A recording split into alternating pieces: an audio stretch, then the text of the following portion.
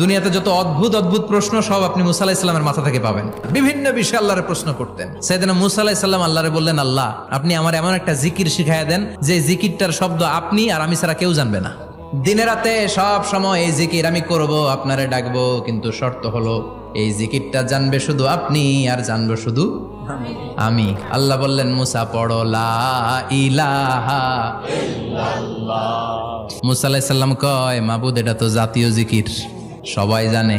আমি তো চাইছি এক্সেলেন্ট একটা জিকির, কারো কাছে নাই, শুধু আমি জানবো আর আমি পড়বো।